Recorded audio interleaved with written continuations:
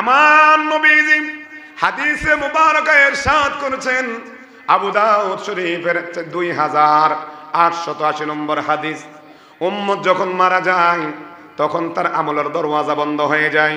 ইজা মাতাল ইনসান ইনকাতা আনহু আমালুহু, বান্দারে মানুষ যখন মরে যাবে মানুষের সকল আমলের দরওয়াজা বন্ধ হয়ে যায়, ইল্লা মিন সালাসা। আমার আল্লাহ বলেন মানুষ মারা যাওয়ার পরেও তিনটা জিনিস, তিনটা আমল ওই বান্দার কবরের মধ্যে আল্লাহ দিতেই থাকেন। এক নম্বর হলো সাদাকাতুন জারিয়া।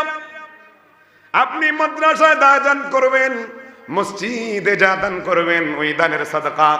আপনি যদি আজকে মারা যান, যতদিন বেঁচে ছিলেন, যতদিন আপনি দান সদকা করেছেন, ওই দান সদকার আমলনামাগুলো আমার আল্লাহ আপনার কবরের মধ্যে পৌঁছাইতে থাকবে।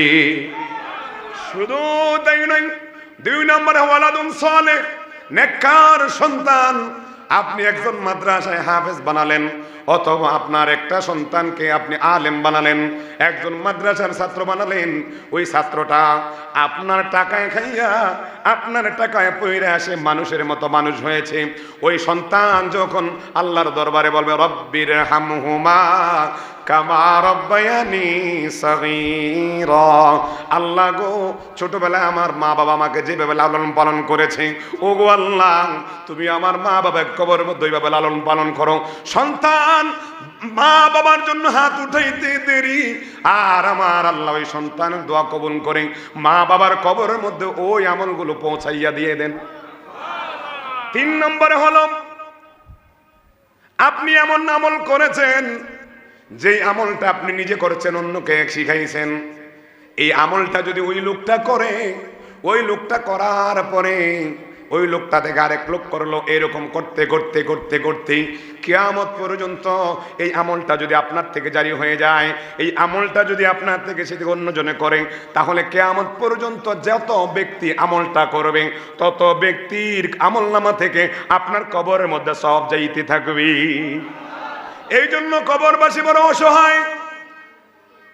ইন্নাল মাইয়িতু ফিল কবর, আমার নবী বলেন কবরের মানুষ এত অসহায়। একটা লোক নদীতে সাঁতার না যা জানলে যে এরকম অসহায়, কবরের মধ্যে যখন চলে যায় আমার আপনার মা বাবা ওই রকম অসহায় হয়ে যায়। এই জন্য আজকে যে মাহফিল এসেছেন, আপনারা বলুন আমাদের আসল বাড়ি বিল্ডিং না কবর? আরো জোরে কোন। কিন্তু এই কবরের কথা ভুলে গেলাম, কবরের কথা আমাদের মাথার মধ্যেই আসে না। আমাকে যেই সাবজেক্ট দেওয়া হয়েছে কবর এবং হাসর নিয়ে আলোচনা, বন্ধু আপনারা খেয়াল করে দেখেন না, এই মজলিসের মধ্যে গত বছর মাহফিল ছিল, আপনার আশেপাশে অনেক মানুষ ছিল, কিন্তু এই মানুষগুলো আজকে দেখা যাচ্ছে না। আমাদের আজকে পরিচালক বলেছেন সিরাজুল ইসলাম নামে একজন গত বছর মাহফিলে ছিল, তিনি এই বছর মাহফিলে থাকার কথা, কিন্তু আল্লাহর হুকুম দেখেন তিনি এই মাহফিলটা হচ্ছে ঠিক, কিন্তু ওই বান্দাটা আল্লাহ উঠে নিয়েছেন। আপনারা বলুন এই মাহফিলটা আগামী বছর হবে, কিন্তু এই আগামী বছর আস্তে আস্তে হয়তোবা আমার আপনার ঠিকানা কবরে হতে পারে। কথা বলুন ঠিক কিনা? এই জন্য বন্ধুরা, বাড়ি গাড়ি বিল্ডিং আপনার সাথে যাবে না, টাকা পয়সা আপনার সাথে যাবে না, সন্তান বলেন আপনার সাথে যাবে না। যেই মুহূর্তে আমার আপনার প্রাণ পাখিটা এই দেহ থেকে চলে যাবে, তখন সবাই বলবে লাশ, সবাই বলবে লাশ, সবাই বলবে লাশ। কথা বলুন ঠিক কিনা? আমি চলে যাব আমায় তোমরা বুইলা যায়ও না, আমি মরে যাব আমায় তোমরা বুইলা যায়ও না, ডাইনে বামে মাটি আমার না, ডাইনে বামে মাটি আমার। সবাই জবান ছেড়ে বলেন আমি চলে যাব আমায় তোমরা বুইলা না, আমি মরে যাব আমায় তোমরা বুইলা যায়ও না, ডাইনে বামে মাটি আমার না, ডাইনে বামে মাটি আমার। বাবা টাকা পয়সা বাড়ি গাড়ি যাহা করেছি সব কিছু ফালাইয়া আজি একা যাইতেছি। কথা বলুন ঠিক না? বাড়ি গাড়ি টাকা পয়সা যাহা করেছি সব কিছু ফালাইয়া আজি একা যাইতেছি। ওরে এত নিষ্ঠুর হবে মানুষ তা তো জানি না, বলো না এত নিষ্ঠুর হবে না। ডাইনে বামে মাটি আমার বিছানা, ডাইনে বামে মাটি আমার। এ হাজিরিন, টাকা পয়সা যাবে না। আমি আবু নুমান ইকরামুল হক আনোয়ারি আজকে দেখেন না সুন্দর জামা পরে এসেছি। আমার কোটের মধ্যে কয়েকটা পকেট আছে, আমার জামার মধ্যে কয়েকটা পকেট আছে। আপনারা যারা কাপড় পরেছেন ওই কাপড়ের পাঞ্জাবির মধ্যে পকেট আছে না নাই? কিন্তু যেই দিন আমাকে আপনাকে শেষ বিদায় দিয়ে দেবে, শেষ গোসলটা যেদিন করাবে, 3টা কাপড়ের মধ্যে প্যাকেট করাবে, মা বোনদেরকে 5টা কাপড়ে প্যাকেট করাবে। ওই মা বোনদেরকে 5টা কাপড় আর আমাকে আপনাকে 3টা কাপড় দেবে। ওই 3টা কাপড়ের মধ্যে কোনো পকেট নাই। কথা বলুন ঠিক কিনা? আপনার সন্তানের জন্য লক্ষ লক্ষ টাকা খরচ করে বাড়ি বানালেন, বিল্ডিং করলেন।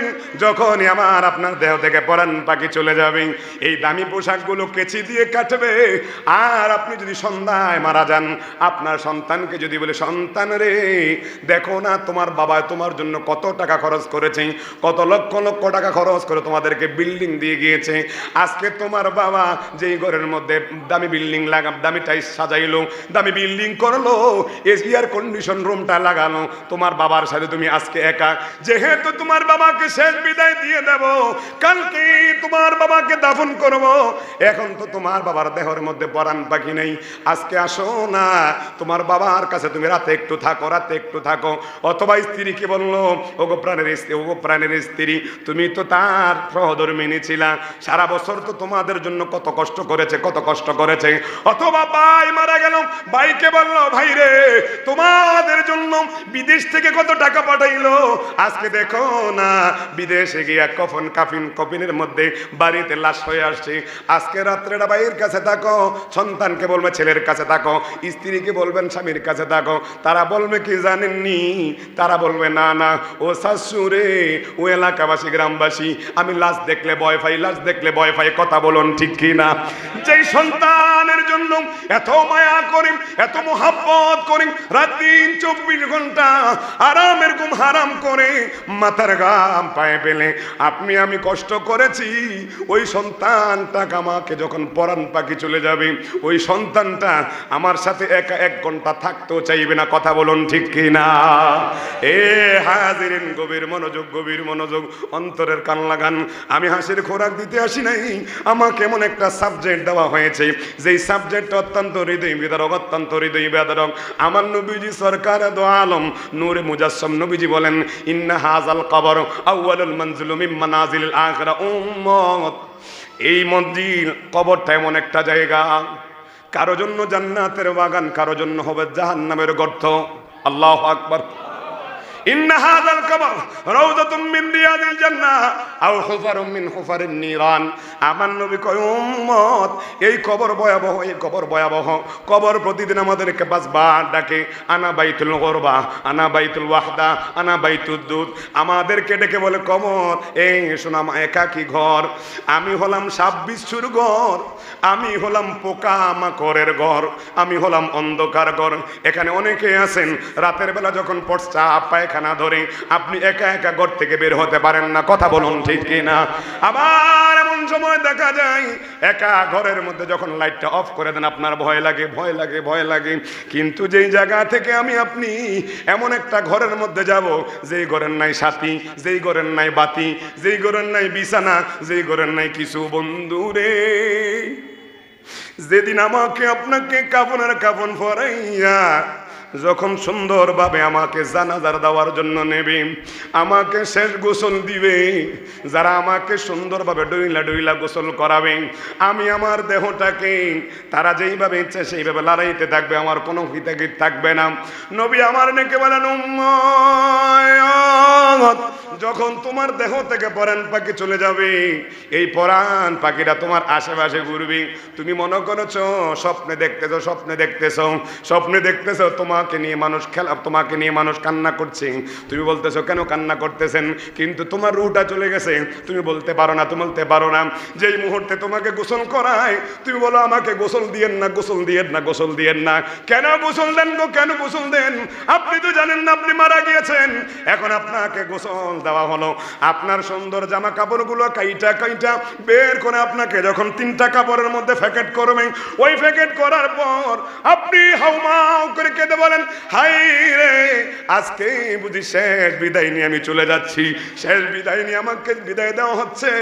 এটা বলে আপনি যখন আপনাকে কাপড়ের পরাবেন, এখন আপনাকে 4 জন খাটিয়া ধরে এনে বড় একটা মাঠের মধ্যে আনলো, হাজার হাজার মানুষ, আপনি বললেন হাই রে, এরা যারা আমার পাশে আজকে আছে, মনে হয় আমি একা যাচ্ছি না, তারা আমার সাথে যাচ্ছে, কথা বলুন ঠিক কিনা? এ বন্ধুরা গভীর মনোযোগ, আমার আপনার লাশ জানাজার নামাজ পড়ার জন্য আনলো, জানাজার নামাজের সামনে যখন আনবি, ওই জানাজার সামনে আনলে দেখলেন আপনি অনেকগুলো মানুষ, আপনি হঠাৎ করে বললেন হাই রে, মনে হয় তারা আমার সাথে যাবে। যেই মুহূর্তে জানাজার নামাজ শেষ করলো, 1000, 2000, 5000 মানুষ, আপনারা বলেন জানাজার পরে সবাই থাকেনি? না, সবাই থাকে না, কেউ চলে যায় বাড়িতে, কেউ চলে যায় বাজারে, সবাই তো বলে বাইকে আমরা দাফন করতে সময় তো নাই, বাজারে যেতে হবে, হাটে যেতে হবে। এখন 5000 মানুষের মধ্যে অর্ধেক চলে গেল, রইল 2500। কয় হাজার? এই 2500 যখন আমাকে আপনাকে কবরের পারে নেবেন, ওই কবরের পারে নিতে নিতে অনেকে চলে যায়, কথা বলুন ঠিক কিনা? এ হাজিরিন, যেই মুহূর্তে আমার আপনার খাটিয়াটা 4 জন মানুষ কাঁধে নিল, ওই 4 জন মানুষ কাঁধে নেওয়ার পরে আপনি যখন তাদের কাঁধে আসেন, আপনি বললেন হাই রে, এত হাজার হাজার মানুষ দেখলাম, শেষ পর্যন্ত দেখে আমাকে 4 জন নিয়ে যাচ্ছে, মনে হয় তারা আমার সাথে আমার কবরে যাবে। যেরকম আল্লাহু আকবার, ইয়া রাসূলুল্লাহ। এ বন্ধুরা, 4 জন যখন নিয়ে যাওয়ার পর আপনাকে যখন 4 জন কাঁধ থেকে নামাইয়া যেই মুহূর্তে কবরের পারে রাখে, ওই কবরের পারে রাইখা আমাকে আপনাকে 3 জন কোলে নেয়, কথা বলেন আরো জোরে। 4 জন থেকে কয়জন? আরো জোরে। 3 জন নামাইলো, আমার আপনার রূহ বলে হায় রে, আমি তো দেখলাম 4 জন আমার বাবা অথবা আমার ভাই অথবা আমার সন্তানরা আমার কাঁধে নিয়ে আমাকে কোলে নিয়েছে, আজকে বুঝি 3 জন, এই মুহূর্তে আমার সন্তান নেমেছে অথবা আমার আপন ভাই নেমেছে অথবা আমার আত্মীয় স্বজনের মধ্যে একজন নেমেছে, কথা বলেন ঠিক কিনা? 3 জন নামার পর তিনি আবার ওই আমার রুটা বলতেছে হায় রে, 3 জন তো যাবে না, 2-4 জন তো যাবে না, মনে হয় আমার সাথে 3 জন যাবে। 3 জন যখন শোয়াইলো, 3 জনের মধ্যে একজন উঠে গেল, কথা কোন ঠিক কিনা? একজন যখন উঠে যায়, আমার আপনার রুটাকে বলে হায় রে, 3 জন মনে হয় যাবেন, আমার সাথে মনে হয় 2 জন যাবে। এখন 2 জন সুন্দরভাবে ডান দিক বাম দিক থেকে আপনার মাথা দিকে অথবা পায়ের দিক থেকে বাঁশগুলা খাড়া করা আরম্ভ করলো। বন্ধুরা রে, হাসির খোনাক দিতে আসি নাই, আমার আপনার জীবনে এরকম ঘটনা আসবে কি আসবে না? আরো জোরে কোন আসবে কি আসবে না? হ্যাঁ বন্ধুরা, সবাই দাঁড়িয়ে থাকবে, 2 জন মানুষ আমাকে আপনাকে শেষ বিদায় দেওয়ার জন্য যেই মুহূর্তে বাঁশগুলো খাড়া করে দিচ্ছেন, বাঁশগুলো যখন প্রায় দেওয়া শেষ, একজন বলে তুমি উঠে যাও, আরো জোরে। ওই লাশ বলে হাই রে, আমার সাথে হাজার হাজার মানুষ জানাজায় শরীক হয়েছে, কত মানুষের সাথে চলাফেরা করেছি, কত মানুষের উপকার করেছি, আজকে 4 জন খাটিয়াতে এনে কবরের পারে রাখলো। ওই 4 জন খাটিয়া থেকে নেমে 3 জন আমার কবরের মধ্যে নামলো। 3 জন কবরে নামার পর 2 জন হয়ে গেল। 2 জনের মধ্যে আমি তো ভাবলাম 2 জন আমার সাথে যাবে, এত মানুষ যাওয়ার দরকার তো হয় না। যেই মুহূর্তে আপনার সন্তানটা আপনার একা রেখা যেই মুহূর্তে উঠে যাবে, তখন আপনার মনের মধ্যে আপনার ওই খেয়াল এসে যাবে, হায় রে দেখো না দুনিয়ার মধ্যে হাজার হাজার মানুষ আমার পিছনে পিছনে ছিল, কবর পর্যন্ত হাজার হাজার মানুষ আমার পিছনে ছিল, আমার সন্তান আমার কবরের পারে নামছে, কিন্তু আমার সন্তান তো এখন উঠে গেল, আমি তো একাই রয়ে গেলাম। হাজিরিন, এই কবর আমাদেরকে প্রতিদিন ডাকে। আমি একাকী ঘর, আমি পোকামাকড়ের ঘর, আমি অন্ধকার ঘর। ওই কবরের মধ্যে আপনার বাবা যাবে না, আপনার সন্তান যাবে না, টাকা যাবে না, পয়সা যাবে না। ওই কবরের মধ্যে আপনার সাথে 2টা জিনিস যাবে। বলেন কয়টা? আরো জোরে। একটা হলো ঈমান আর একটা হলো আমল। কথা বল। এই ঈমান ঠিক রেখে যদি আমল করেন তাহলে আমলের মূল্য আছে। আর ঈমানটাকে ঠিক না করে যদি আমল করেন, আপনার আমল যত বড় হোক না কেন, যত বছরের হোক না কেন, ওই আমল আপনার কোনো কাজে আসবে না। যেমন বুখারী শরীফের হাদিস, আমার নবী বলেন ঈমান ছাড়া আমলকারীর আমল এমন, আপনারা বলুন দুদু মরুভূমিতে প্রায় সময় দেখা যায় মরিচিকা, দেখা যায় না? অথবা আপনাদের এই এলাকার মধ্যে বড় বালুমাট আসেনি? আপনারা প্রখর রোদের সামনে যখন আকাশের একদম মধ্য বরাবরে সূর্যটা আসবে, আপনি দূর থেকে দেখবেন যে মরিচিকা পানির মতো ঢেউ খেলতেছে। কথা কন আরো জোরে।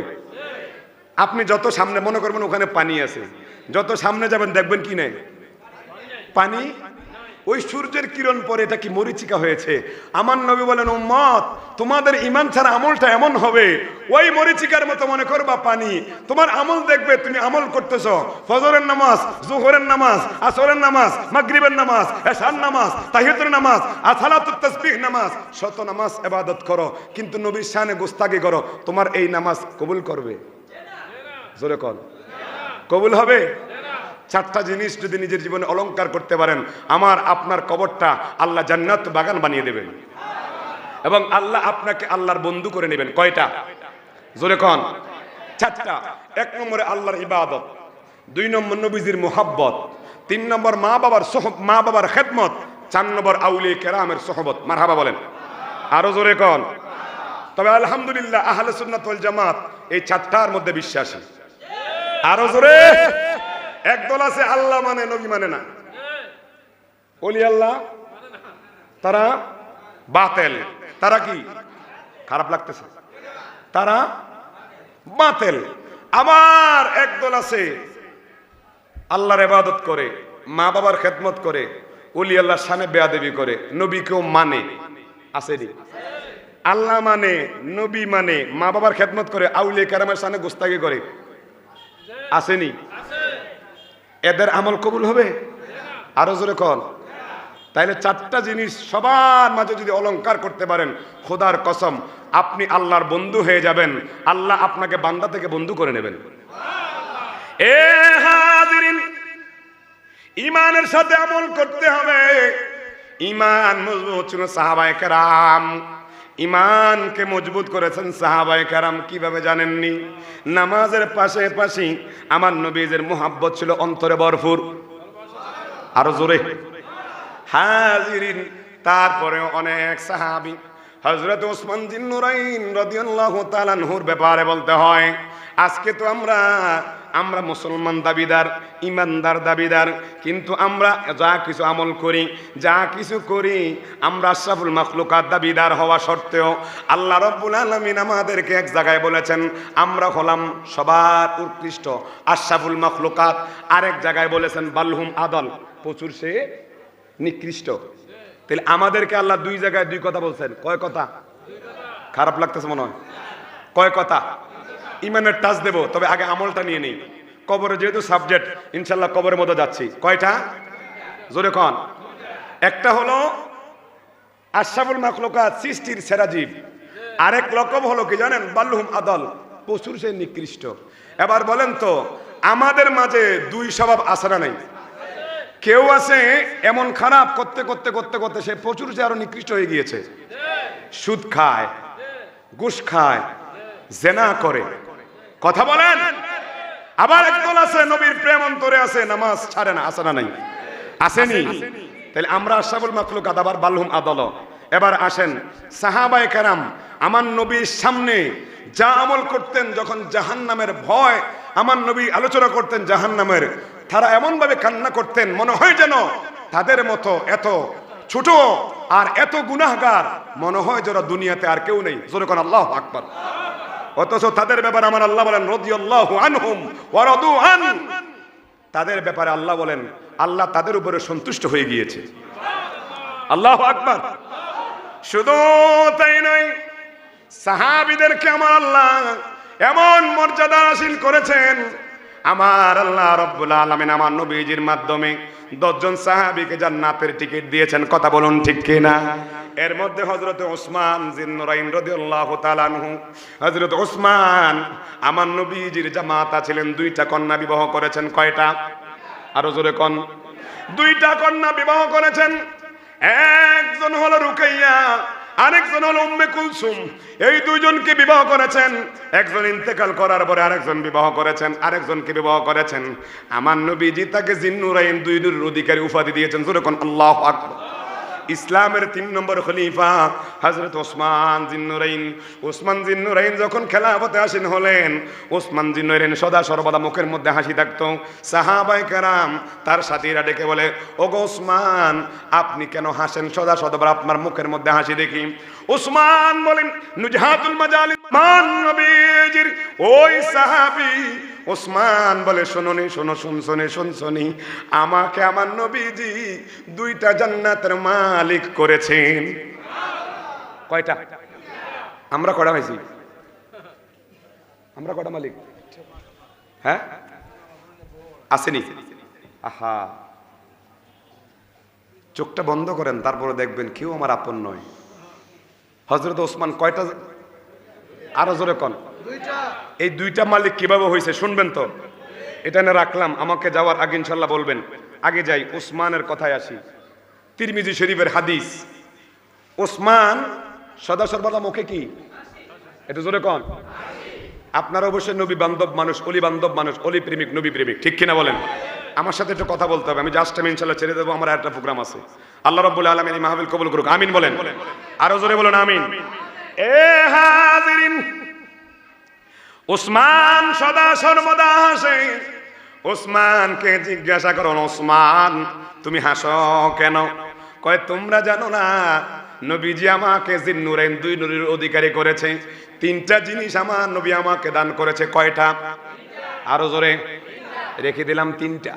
এখন ওসমান রাদিয়াল্লাহু তাআলা আনহু যখন রাস্তা দিয়ে যাইতেন, রাস্তার পাশে যখন কবর দেখতেন, কি দেখতেন? আরো জোরে। কবর দেখতেন। এই ওসমান রাদিয়াল্লাহু তাআলা আনহু কবর দেখে জাহান্নামের বর্ণনা শুনেও এত কান্না করেন নাই। হযরত ওসমান কবর দিকে তাকাইয়া হু হু হু হু বলে কান্না করতেন। riwayতের মধ্যে পেলাম, তিরমিজি শরীফের হাদিস, ওসমান এমন ভাবে কান্না করতেন, কান্না করার কারণে তিনার চোখ দিয়ে পানি বে এই দাড়িগুলো ভিজে এমন কান্না করতেন, চোখের পানিতে তিনার বুকটা ভিজিয়ে ফেলতেন। যেরকম আল্লাহু আকবার। ওসমানকে জিজ্ঞাসা করলো, ওসমান, এই ওসমান, তোমার মতো তো ভাগ্যবান আর কেউ নাই, তোমার মতো দেবত সৌভাগ্যবান আর কেউ নাই। ওগো ওসমান, আপনার ব্যাপারে আমার নবীজির হাদিস মুবারকে শুনেছি, কেউ যদি জান্নাতের 2টা মালিক দেখতে চাও, ওসমানের দিকে তাকাও। আল্লাহু আকবার। ওসমান, এ ওসমান, তোমাকে তো আল্লাহ রাব্বুল আলামিন জান্নাতের টিকিট দিয়েছে। না না না, আমার নবীজির 2টা কন্যা বিবাহ করা হয়েছে। তোমাকে জিন্নুরের উপাধি দিল, তারপরে তুমি কেন কবর দেখে কান্দো? উসমান বলে ইন্না হাযাল কবর আউয়ালুল মানজিল মিন মানাজিলিল আখিরাহ।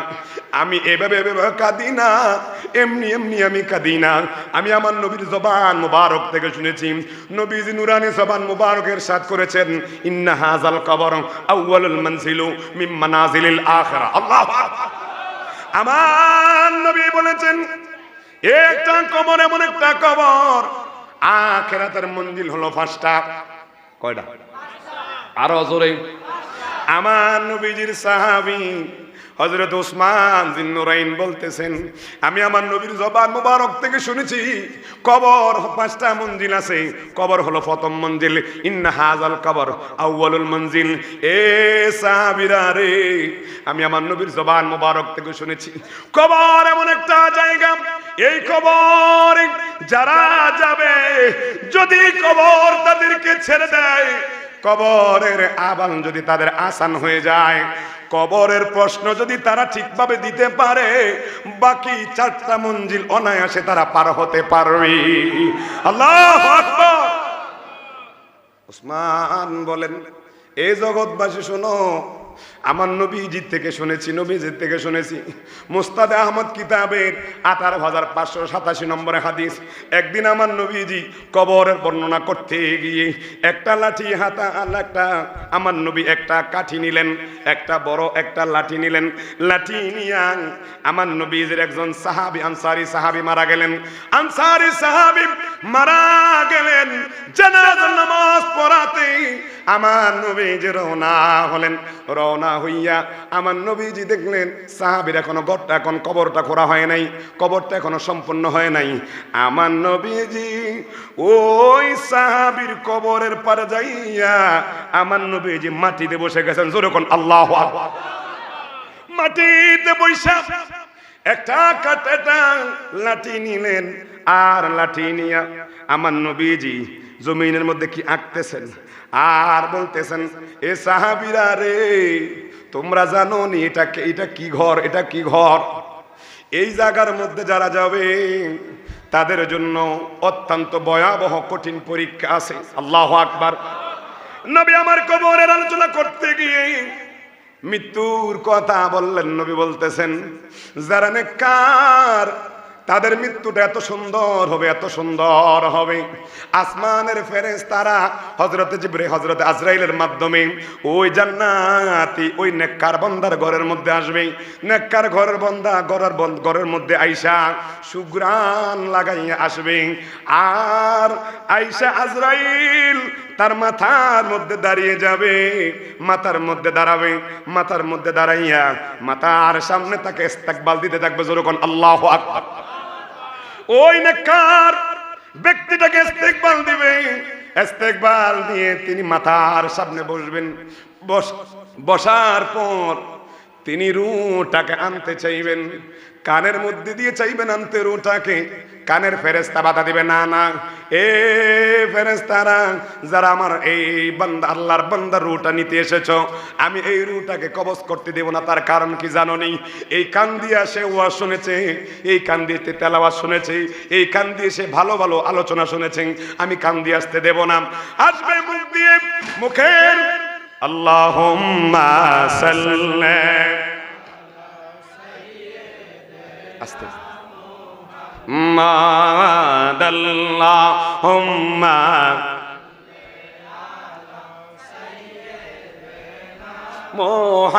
মুহাম্মাদানা মা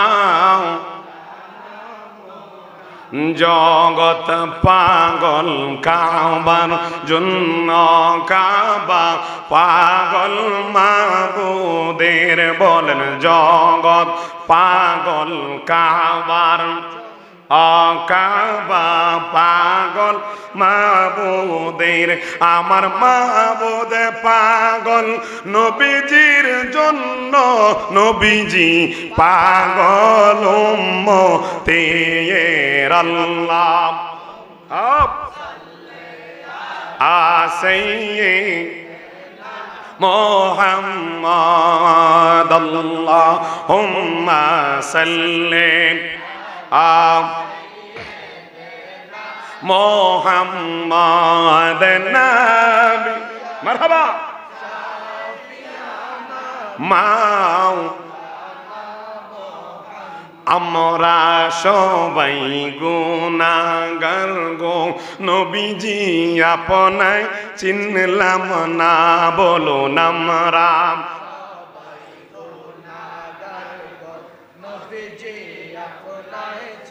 লামনা আহা এই কারণে রোজে হাসরে আমাদেরকে বুইলেন না আল্লাহ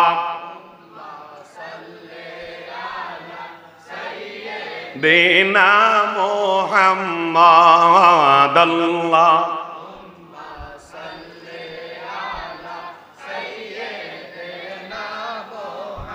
মাদানা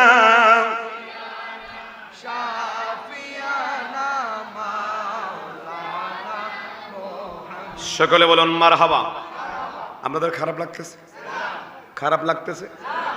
কবর এমন একটা জায়গা, আমার নবী বলেন এই কবর কারোর জন্য জান্নাত। ফেরেশতা আজরাইলের সাথে আসবে। আপনারা বলুন আজরাইল ফেরেশতা কয়জন? জোরে কয় না? আচ্ছা, আজরাইল ফেরেশতা একজন হলে, একজন ফেরেশতা যদি হয়, একজন ফেরেশতা হয়, তাহলে আমাদের আজকের এই হাজীগঞ্জের মধ্যে মানুষ মারা যায়নি? কুমিল্লা শহরের মধ্যে শুধু একজন মারা যায় না হাজার হাজার? বাংলাদেশের মধ্যে হাজার হাজার না একজন? তো গোটা পৃথিবীর মধ্যে মানুষ লক্ষ লক্ষ মারা যায় না? তো এখন বলবেন আজরাইল কয়জন?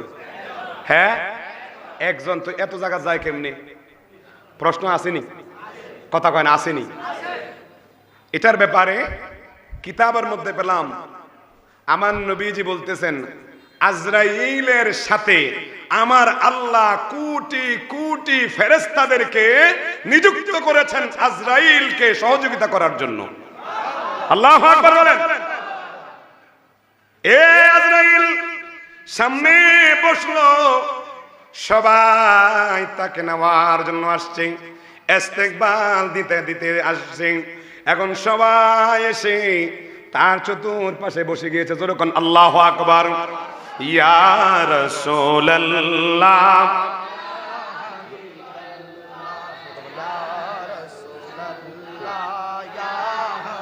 বাল্লাহ ইয়া রাসূলুল্লাহ শুনেছি হাদিসে দেখিলে আপনাকে জীবনের গুনাহ জড়িয়া পড়ে। শুনেছি হাদিসে দেখিলে জীবনের গুনাহ জড়িয়া পড়ে। ওরে দিবেন গো দেখা মরণে আমার ইয়া হাবিবাল্লাহ ইয়া রাসূলুল্লাহ হাজারো দরুদ হাজারো সালাম নবী গো আপনার কদমে দিলাম। হাজারো দরুদ আহা নবী গো আপনার কদমে দিলাম। ইয়া রাসূলুল্লাহ মারহাবা বাল্লাহ ইয়া রাসূলুল্লাহ। সকলে বলুন মারহাবা। আজকে আমার হাফেজ সাহেব মোহাম্মদ জাকির হোসেন সাহেব আলেম ওলামাদেরকে দিয়ে একদম ভরপুর করে ফেলেছেন। এখানে এমন আলেম আছেন যারা 3 ঘন্টা 4 ঘন্টা তাকরীর করেন। কথা বলেন ঠিক কিনা? তো যেই জায়গার মধ্যে আলেম বেশি ওই জায়গার মধ্যে আল্লাহর রহমতও বেশি। মারহাবা বলেন। আল্লাহ আমাদের প্রত্যেকের আলেম ওয়ারাসাতুল আম্বিয়া, তারা নবীগণের ওয়ারিস। কথা বলুন ঠিক কিনা? আমি তো ভাবছি 22 জন আইছে, মনে হচ্ছে উনি ওয়াজ করবো, কারণ দেখা যায় আলহামদুলিল্লাহ এক একজনকে আলহামদুলিল্লাহ বক্তা হিসেবে দেখা যায়। কথা কন, কথা কন না? আরে সুন্নিদের চেহারার মধ্যে নূরানি একটা ভাব সদা সর্বদা থাকে। আর দেখবেন এমন মুফতি হয়েছে, মুহাদ্দিস হয়েছে, মোহতামি হয়েছে, হ্যাঁ তার চেহারা লাগে যেন কুত্তার চেহারা মতো হয়েছে। কথা কন কেন জানেন? আরে নবীজি নূর, কোরআন নূর, আপনার এলেম নূর। তো নবীকে মানলেই তো আপনি কোরআন মানবেন, নবীকে মানলেই তো আপনার সিনের মধ্যে এলেম আসবে, নূর আসবে। এখন নবীর যদি মাটি কোন, তো মাটির চেহারা দাম না, চেহারা মধ্যে। কথা বলেন। আমরা নবীকে প্রাণের চেয়ে বেশি ভালোবাসি, জীবন দিতে পারবো নবীর জন্য। কথা বলেন। সাহাবায়ে কেরাম শিক্ষা দিয়েছেন, এখন সাবজেক্ট দিয়েছেন একটা, যাইতে হবে ওইদিকে, ইনশাআল্লাহ আসতেছি। আল্লাহু আকবার বলেন। এ হাজিরিন, নাক দিয়ে যখন নিঃশ্বাস নেন, ওই নিঃশ্বাসটা নেওয়ার মধ্যে দিয়ে আজরাইল চাইবে নাক দিয়ে নিতে, না দেবে না। তার কারণ ওই নাকের ফেরেশতা বলবে এই দিক দিয়ে আমি আমার এই নেককার সন্তান, এই নেককার বান্দার রুটা নিতে দেব না। এখন রু দিব না কেন? কই এই নাক দিয়ে সদা সর্বদা সে আল্লাহ পাকের জিকির আজকার করেছে, সুঘ্রাণ ব্যবহার করেছে, সদা সর্বদা সেই নাক দিয়ে ভালো ভালো জিনিসের ঘ্রাণ নিয়েছে। যখন আল্লাহু আকবার আসবে মুখ দিয়ে নিতে, মুখের ফেরেশতা বলবে না না না, আমি মুখ দিয়ে তার রুটা কবজ করতে দেব না। কার কারণ কি? কয় জানোনি, এই জবান দিয়ে আল্লাহ পাকের জিকির করেছে, সে কালামুল্লাহ পড়েছে, নবীজির শান ও মান বয়ান করেছে, এই জন্য আমি ফেরেশতা এই মুখ দিয়ে আমি তাকে বের করতে দেব না। এখন আমার আল্লাহর কাছে একজন ফেরেশতা যাবে, গিয়ে বলবে ওগোবার এলাহি, আপনার বান্দার রুটাকে নিতে আসলাম, এখন আপনার রুটাকে নিতে তো আমাদেরকে ফেরেশতা বাধা দেয়। আমার আল্লাহ ডাক দিয়া কয় আজরাইল, ও আজরাইল যাও যাও, আমার বান্দার চেহারা মুবারকের মধ্যে তোমার হাতটা দেখাও, আর আমি তোমার হাতের মধ্যে আল্লাহ লিখে দিব। বান্দা আমার এই আল্লাহ লেখাটা দেখে বান্দা আমার প্রেমে বিভোর হয়ে যাবে, আর যেই মুহূর্তে বান্দা আমার প্রেমে প্রাণ হয়ে যাবে, তুমি আজরাইল তার রূহটাকে কবজ করতে সহজ হয়ে যাবে। আল্লাহু আকবার। হাদিস শরীফের বর্ণনা, আমার নবী বলেন নেককার যখন মারা যায়, আমাদের মা বোনেরা আমাদের জন্য কাই করে কিনা, আটা বানানোর জন্য, রুটি বানানোর জন্য খামির করেনি। আঙ্গদেশে কাই কয়, আঙ্গদেশে কি কয়? কি কয়? কাই কাই। মা গো মা, ডরাইছি আমি, কারণ অনেক সময় দেখা যায় কথা যদি সোজা কই উল্টো হয়ে যায়। এক দেশের গালে আরেক দেশের কথা কয় না, এক দেশের গালে আরেক দেশের। নোয়াখালী তো বেশি দূরে না, আমি গেছিলাম মাহফিলে, তো ড্রাইভ করতেছিলাম আমি, এক অটো ড্রাইভার আমার লাগাই দিছে। আমি আবার এই দিকের অঞ্চলের কথা কম বুঝি, তার স্পিড বেশি, কথার স্পিড বেশি। তা আমি বললাম যে ভাই কিউ আপনি আমার গাড়ি লাগাই দিছেন, কথার এক ফাঁকে কইতেছেন আনেরটা গাই, একটা গাই ননি, আনেরটা গাই। এই যখন কথা শুনছি আমার আর মুখ দিয়ে কোনো কথাই না, কারণ এর প্রশ্নই বুঝি না উত্তর দিন কি। পরে হারে কইছে যাক ভাই যাই, আমি যাই কি পদে যাই মাহফিলে যাই কইলাম ইয়ো ভাই, আসার সময় এক ড্রাইভারে আমারে কইল আনেরটা গাই আটটা গাই নই, এটা কিতা? আনেরটা গাই আটটা গাই নই, এটা কিতা? কহারে কে কইছে? আমি কেন ড্রাইভারে কইছে। কয় হুজুর আমনেরটা গাড়ি হেতারটা গাড়ি নেই, এটা বুঝাইছে। আমি ও আল্লাহ রে, এক দেশের গাড়ি আরেক দেশের। আমার দাদি যখন আমি চট্টগ্রাম থেকে নতুন নতুন আসি, তো চট্টগ্রাম ভাষা তো একটা খুব কঠিন, কেন আছো ভালো আছো না, খুতুনে চুদে হড়ে দেবা দেখ হাইও না তোর বাড়ি হড়ে, এগুলো তাদের ভাষা। কথা কন, কথা কয় না, এগুলা তাদের ভাষা। হেরা বালা আছে, বালা আমরা জিগে না বালা আসেননি, হেরা কয় গম আসেননি, কি আসেননি? গম আসো না, ওয়া কেন আছো, গম আসো না, গম গম কি কয়? আচ্ছা আমরা গম দ্বারা কি বুঝি? আডা, কি আডা। আমার দাদির আমি যখন নতুন নতুন এটা শিখকে আমার দাদির কাছে আইছি, আল্লাহ আমার দাদিকে ব্যস্ত নসিব করুক, আমিন কর। আমার দাদাও নাই, দাদিও নাই, নানাও নাই, নানিও নাই। আল্লাহ তারা যদি আজকে দেখতো কত খুশি হইতো, কারণ প্রত্যেক মাহফিলের মধ্যে তাদের জন্য তো দোয়া করি। আল্লাহ আমার নানা নানি দাদা দাদির কবরটাকে জান্নাতের আলা মাকাম দান করো। শুধু তাই না, আমার শ্বশুর আল্লামা ফজলুর রহমান আনোয়ারি, নাম শুনছেন? ফজলুর আনোয়ারি, বরুরা বাড়ি। কে কে দেখছেন ওনারে হাত তোলেন তো একটু। ফজলুর রহমান আনোয়ারি, আনোয়ারি যারা শাহপুরে মুরে তারা বসে জানেন। আমার শ্বশুর উনি ইন্তেকাল করেছেন, উনি একজন বড় আলেম ছিলেন। আল্লাহ তিনার কবরটাকে আল্লাহ জান্নাতের আলা মাকাম দান করুক, আমিন বলেন। তো আমি চট্টগ্রাম থেকে আসলাম, আসার পরে দাদির কই দাদি গম আসো না, ও দাদি গম আসো না, তিনবার কইছি। কয়বার? আমি দাদি গম আসুনি, এটা জন্য কইছে কয় আহারে নাতি এমন সময় আইলি গড় গমও নাই আডাও নাই। গড় কি নাই? গমও নাই। আমি কই দাদি এই গম হেই গম না। কয় কি গম? আমি কই যেহেন থাকি হেন হেরা কয় গম আসনি মানে বালা আসনি। কয় আর এটা কোন দেশের ভাষা? আমি কই সিটেঙ্গা ভাষা। কয় এত কঠিন? আমি কই হ আছে না এরকম। সিলেট গেছেন কেডা কেডা? সিলেট সিলেট মারহাবা, সিলেট গেছেন। এই সিলেট আমার শ্বশুর থেকে শুনছি, যদিও আমার দ্বারা হয় না এটা, আমার শ্বশুর একবার বলছে উনি মাহফিল করার পরে দিয়া রাত্রে আবার ওইদিকে যাওয়া যায় না, আসা যাওয়া না, কারণ ডাকাতি এলাকা, হাওর এলাকা। তো আমার শ্বশুর সিলেট গেছে মাহফিল করতে। এখন মাহফিল করা শেষ হওয়ার পরে রাত্রে থাকবে, তো ওনাকে যেই ঘরের মধ্যে থাকতে দিছে ওই ঘরের মধ্যে উনি আছে। তো যাইয়া দেখতেছে কম্বল নাই, কি নাই, কথা কয় না। আপনারা খারাপ লাগতেছে মনে হয়, আমার সময় শেষ, ছেড়ে দেবো। কম্বল নাই। তো এক মুরব্বী খিতা লাভোয়া, তোমার কোনো সমস্যা হইতেছে নি, এরকম যখন বললো, তো আমার শ্বশুর কইতেছে কিছু লাগতো না, আমার একটা কম্বল লাগবো। কি লাগবো? বেড়া মুখটা ফিরে হেমুই নিয়ে বেড়ায় ইচ্ছা মতো শ্বশুরে কিছু কইয়া গেছে গা। বেড়া বাইরে যাইয়া হামতাম শুরু করছে। এক জিগাইল কই কিছে? হয় হুজুর বলো না, হুজুর বলো না। তো এক লোক আইসে হুজুর আপনি মুরব্বীরে কিতা কইছেন? আমার শ্বশুরে কই কিছু তো কইলাম না। কয় না আপনার ব্যাপারে হ্যাঁ খুব রাগারাগি করতেছে। কয় না কিছু তো কইছি না, তবে জিজ্ঞেসে কি লাগবো? আমি কিছু একটা কম্বল লাগবো।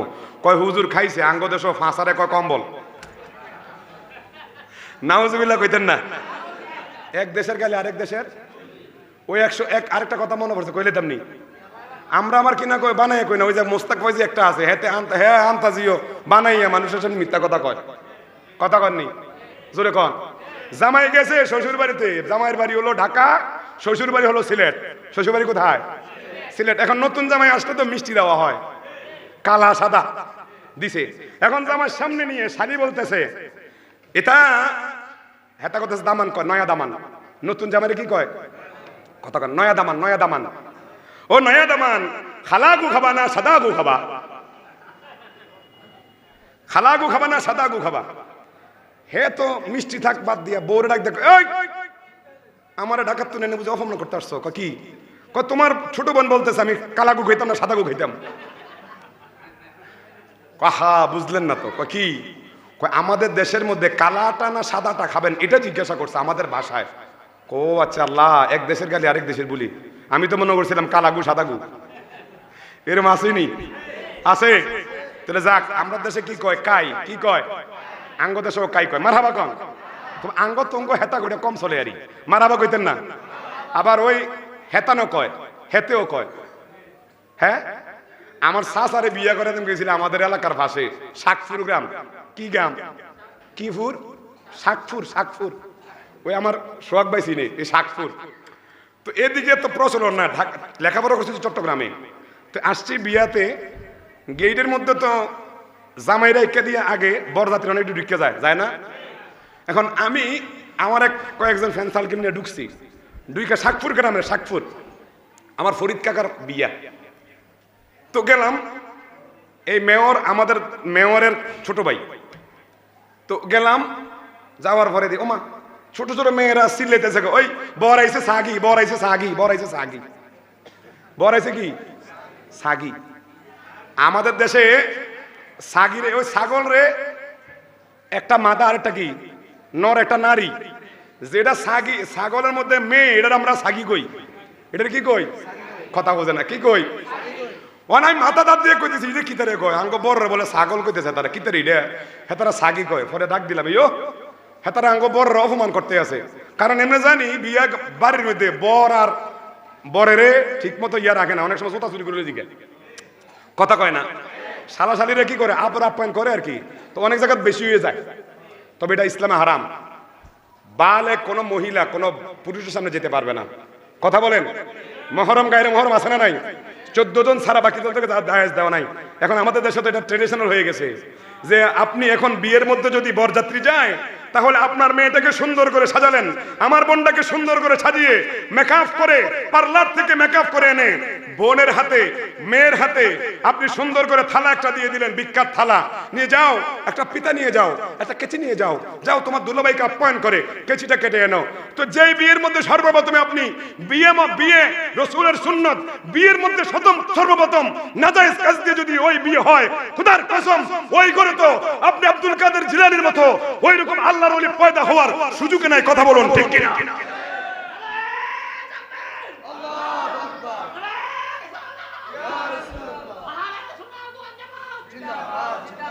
সকলে বলুন মারহাবা। আপনি দেখেন একটা মানুষ বুকে হাত দিয়ে বলতে পারবেন না যে আমার ঘরের মধ্যে শান্তি নামক আল্লাহর রহমত আছে। কথা বলেন। সবাই কোনো না কোনো অশান্তিতে ভোগ করছেন। কেন জানেন? আমার আপনার হাতের কামাইয়ের কারণে আমার আপনার ঘরের মধ্যে অশান্তি দেখা যাচ্ছে। বাবা ছেলের সাথে ভালো নাই, স্ত্রী স্বামীর সাথে ভালো নাই, বাবা ছেলের সাথে ভালো নাই, ভাই ভাইয়ের সাথে ভালো নাই। আছে না নাই? জোরে কোন? কেন জানেন? এই আজকে আমরা গুনাহগুলোকে উফেন করে দিয়ে জিনা ঘরে ঘরে জন্ম দেওয়ার কারণে আল্লাহ আমাদের থেকে গজব দিয়েছেন, রহমত উঠিয়ে নিয়েছেন। আমার নবী বলেছেন, বুখারী শরীফের হাদিস, একটা এমন সময় আসবে ঘরে ঘরে জেনা করবে, ছেলেও জেনা করবে, মেয়েও জেনা করবে, স্ত্রীও জেনা করবে, পুত্রও জেনা করবে, বাবাও জেনা করবে, মাও জেনা করবে। আপনাদের তো শুনতে খারাপ লাগলেও আমার নবী বলেছেন জেনাটা কেমন হবে জানো? শুধু যৌন সঙ্গমের কারণে জানা হয় না, চোখের জানা হয়, হাতের জানা হয়, পায়ের জানা হয়, জবানের জানা হয়। কথা বলুন ঠিক কিনা? এই যে এই মোবাইল আমাদের জন্য ভালো আছে, খারাপও আছে। একটু জোরে বলেন। আজকে সমাজে অধপতন কেন? মানবতা নাই, মান্যবর নাই। আমি আপনি মানতে চাই না। নিজেদেরকে আমরা নিজের আমিত্বকে বিলীন করার জন্য আরেকজনকে মাথার মধ্যে বাড়ি মেরে তার জায়গা সম্পদ দখল করে নিজেই অনেক বড় সাজাই। কথা বলুন ঠিক কিনা? এই মোবাইল আছে না নাই? এই মোবাইলের মধ্যে ভালো আছে, খারাপ আছে। তবে যারা চাকরিজীবী, যারা ব্যবসায়ী, তারা ছাড়া আমি মনে করি যারা চাকরি এবং বাকি অন্য কিছু করেন না তাদের জন্য এই মোবাইল ভালো নয়, বরং এই মোবাইল গজব। কথা বলেন। আমার এখন বলবেন যে হুজুর ঘরে ঘরে জানা হয়, মা জানা করে, বাবা জানা করে, ভাই জানা করে, বোন জানা করে, কিভাবে? আমার নবীর হাদিসটাকে মিলিয়ে নেন। আপনারা বলে আমি সাধারণ স্যাম্পল দিয়ে বুঝাচ্ছি। এই মোবাইলের মধ্যে রাত 12টার মধ্যে আপনি আননোন নাম্বার থেকে একটা কল আসলো। কি আসলো? ওই পার থেকে একজন মেয়ে কল দিয়ে, হ্যালো আপনি কে? তখন আপনাদের কৌশল বিনিময় হলো, এটা কানের জিনা হয়ে গেল, মুখের জিনা হয়ে গেল। কথা বলেন। আবার চ্যাটিং করলেন, হাই হ্যালো দিয়ে চ্যাটিং করলেন। আপনি এই যে চ্যাটিং করতেছেন, হাতের জিনা হচ্ছে কিনা? কথা বলেন। আবার বললেন যে চলো আমরা কোথাও দেখতে যাই। আপনি পা দিয়ে হেঁটে হেঁটে ওই মেয়ের সাথে, বেগানা মহিলার সাথে দেখা করতে গেলেন। এটা গুনাহ হলো কিনা? এই রকম ঘরে ঘরে আমার আপনার যুবকরা, আমার আবার যুবতী মহিলারা, মা বোনেরা এই কাজের মধ্যে লিপ্ত আছে না নাই? কথাগুলো বাস্তব বলে যাই, মরে যাব, কিন্তু কথাগুলো সন্ন্যক্ষরে পারলে লিখে রাখেন। ঘরে ঘরে আমাদের এইরকম জেনা, হাতের জেনা, পায়ের জেনা, চোখের জেনা, সব জেনা হচ্ছে। আমার নবী বলে, উম্মত ওই দিনের জন্য অপেক্ষা করো যেই দিন ঘরে ঘরে জেনা হবে। আল্লাহ ওই গজবের কারণে তোমার ঘর থেকে রহমত উঠিয়ে নেবে। এই জন্য স্বামী স্ত্রীর বন্ধন, ভালো বন্ধন, বৈধ বন্ধন, সুস্থ বন্ধন এবং রহমতের বন্ধন। কিন্তু দেখা গেছে স্বামী দেখতে পারে না স্ত্রীর মুখ, স্ত্রী দেখতে না স্বামীর মুখ, বউ দেখতে পারে না শাশুড়িকে, শাশুড়ি দেখতে পারে না বউকে। কথা বলুন ঠিক কিনা? আজকে সমাজ অধপতন। এক দল তো আছে আমরা রাষ্ট্র কায়েম চাই, ইসলামী হুকুমত চাই। আরে ইসলামী হুকুমত চাও, তুমি বাটফার, তুমি সিটিং। কেন জানেন? গত কয়েকদিন আগে আমাদের দেশে 31শে ডিসেম্বর গেছে কিনা? আপনাদের খারাপ লাগতেছে মনে হয়, আমি ছেড়ে দেবো, কিন্তু গেছে কিনা? গেছে। কিন্তু দেখেন আমার আপনার সন্তান মুসলমানের ঘরে মুসলমান হয়েছে। সে রাতের মধ্যে 31শে ডিসেম্বর গোলা বারুদ, ইভেন কি বিভিন্ন আতশবাজি ছড়াইয়া মানুষের ঘুমকে হারাম করে দিয়েছে। আমরা মাহফিলও করতে পারি নাই, এমনও জায়গা ছিল কি ছিল না। বিশেষ করে শহর বন্দরের মধ্যে মানুষ কিন্তু ঘুমাতে পারে নাই। এখন আপনি আসেন, ওই লোকটা, যেই লোকটা রাত ভরে আতশবাজিতে ব্যস্ত ছিল, 35 নাইট সে পালন করেছে, সকালবেলা সুন্দর করে মোবাইলের মধ্যে স্ট্যাটাস লিখলো, এই দেশের মধ্যে ইসলামী হুকুমত চাই। আছে না নাই? রাতভর করছে জেনার, রাতভর করছে খারাপ কাজ, সকালবেলা উঠে দেয় টাটাস, বোঝা গেল তার মুখে এক অন্তরে আরেক। কথা বলেন। আমি বলি রাষ্ট্র ইসলাম আমরাও চাই, সবাই চাই রাষ্ট্র ইসলাম হয়ে চলো, তবে ইসলামী রাষ্ট্র তখনই চলবে। আপনারা বলেন জুমার দিনে এই মসজিদের মানুষ কম হয় না বেশি হয়? কথা বলেন, কম হয় না বেশি হয়? কম হয়। আমরা যে ভাত খাইয়েছেন নি না, আমরা মনে ফেটে কি দেয় সালাতুনিয়া। জাকির ভাইকে বলেন একটু আসতে। সালাতুনিয়া হাবিবাল্লাহ আলাইকুম সালাতুনিয়া। আমার পরে কে বলবে? আলোচনা করবেন কে আছে? সালাতুনিয়া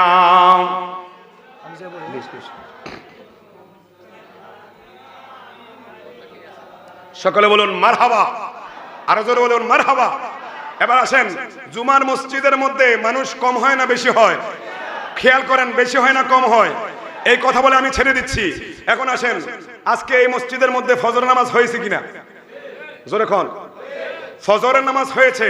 জুমার দিন জোহরের নামাজ, আমরা জুমার নামাজ পড়েছি। আপনারা বলেন তো, জোহরের সময় যে লোকগুলো ছিল, ওই শুক্রবারে আসরের সময় কি ওই লোকগুলো ছিল? জোরে বলেন। তো ওই লোকগুলো আজকে ফজরের মধ্যে ছিল? তো এতগুলো মানুষ ফজরের নামাজ পড়েন নাই। আপনি জুমার নামাজ ফরজ, আসরের নামাজ ফরজ, জোহরের নামাজ ফরজ, আপনি জুমার দিন জুমার নামাজ পড়লেন, কিন্তু আপনি আজকে ফরজ নামাজ পড়েন নাই। তো যেই দিন এই বাংলাদেশে প্রত্যেকটা মসজিদে জুমার দিন যেই রকম মানুষ হয়, খোদার কসম ওই রকম মানুষ যদি প্রত্যেক ওয়াক্তে ওয়াক্তে মসজিদের মধ্যে আসে, এমনিতেই ইসলাম কায়েম হয়ে যাবে। কথা বলুন ঠিক কিনা? গলাবাজি করে ইসলামকে প্রতিষ্ঠা করা লাগবে না। আমি আপনি যখন মসজিদমুখী হয়ে যাব, আমাকে আপনাকে যখন মসজিদে নিয়ে আসবে, তখন জুমার দিন যে এরকম মানুষ ছিল, আসর মাগরিব এশা ফরজের মধ্যে ওই রকম মানুষ থাকলে আপনি জোর গলায় চিল্লাইয়া বলতে হবে না ইসলামী রাষ্ট্র চাই, এমনিতে ইসলামী রাষ্ট্র হিসেবে কায়েম হয়ে যাবে। কথা বলুন ঠিক কিনা? কিন্তু আফসোসের বিষয়, মুসলমান আমরা দেখি জানাজার নামাজের মধ্যে হাজার হাজার মানুষ, কেউ আসে বক্তৃতা দিতে, কেউ আসে দেখতে, কেউ আসে শেষ জানাজা দিতে, কিন্তু আমরা জানি না ফজরের নামাজ হলো ফরজ আর এই জানাজার নামাজ হলো ফরজে কিফায়া। এই ফরজে কিফায়ার জন্য আমরা সবাই দৌড়াদৌড়ি করি। কথা বলেন ঠিক কিনা?